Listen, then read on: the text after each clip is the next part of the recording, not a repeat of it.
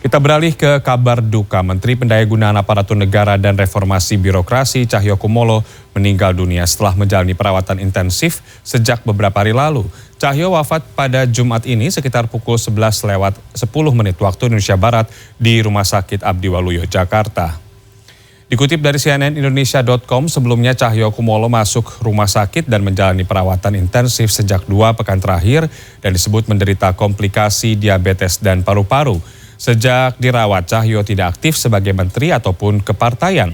Ia juga tidak hadir dalam Rakernas 2 PDIP yang dibuka pada 21 Juni lalu.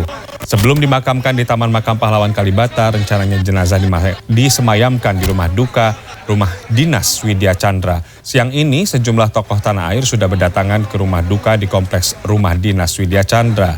Sebelum dimakamkan, jenazah Cahyokumolo akan disolatkan di Masjid Kuba yang terletak di Kompleks Kemenpan RB. Rencananya jenazah Cahyokumolo akan dimakamkan secara militer di Taman Makam Pahlawan Kalibata. Cahyo adalah kader PDIP dan pernah menjadi sekjen. Ia mundur dari posisinya sebagai sekjen PDIP pada 2014 setelah dipilih oleh Presiden Joko Widodo masuk kabinet sebagai Menteri Dalam Negeri. Pada pemerintahan Jokowi periode 2019-2024, Cahyo kembali dipercaya masuk kabinet untuk menjabat sebagai Menteri Pendayagunaan Aparatur Negara dan Reformasi Birokrasi. Dalam karir politiknya, pria kelahiran 1 Desember 1957 itu pernah bergabung dengan Golkar sebelum menjadi kader PDIP. Ia pun tercatat pernah menjadi Ketua Umum KNPI.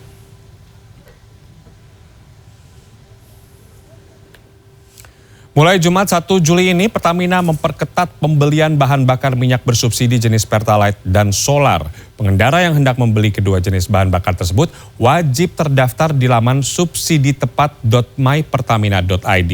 Namun kebijakan ini dikeluhkan warga. Mereka mengaku mengalami kesulitan melakukan registrasi akibat laman pendaftaran sulit diakses. Pertamina menguji coba tahap pertama pembatasan pembelian bahan bakar minyak jenis Pertalite dan Solar mulai Jumat 1 Juli. Untuk mendapatkan BBM jenis penugasan dan subsidi tersebut, Pertamina mewajibkan konsumen mendaftar di laman subsiditepat.mypertamina.id. Untuk tahap awal, uji coba pembatasan ini baru diberlakukan di 11 daerah yang tersebar di 5 provinsi di Indonesia.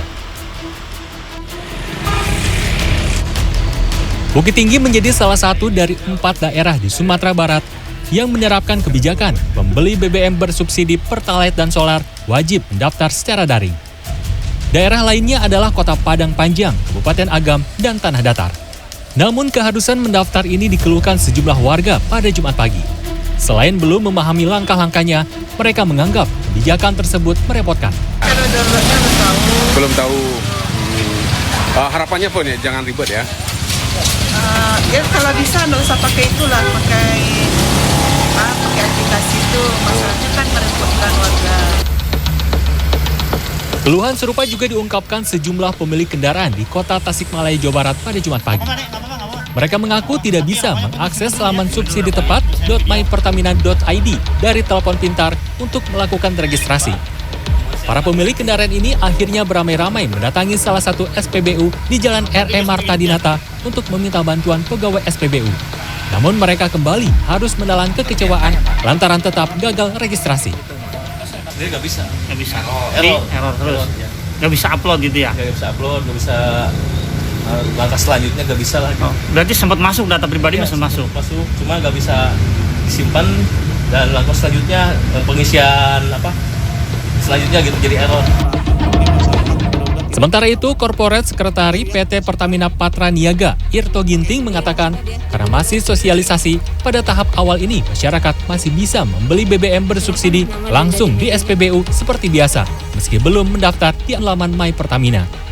Tahap awal implementasi My Pertamina ini akan berlangsung hingga akhir Juli dan akan dievaluasi untuk menentukan tahapan selanjutnya. Bahwa dalam proses pendaftaran itu, pengisian BBM, baik solar maupun Pertalite, masih bisa dilakukan seperti biasa.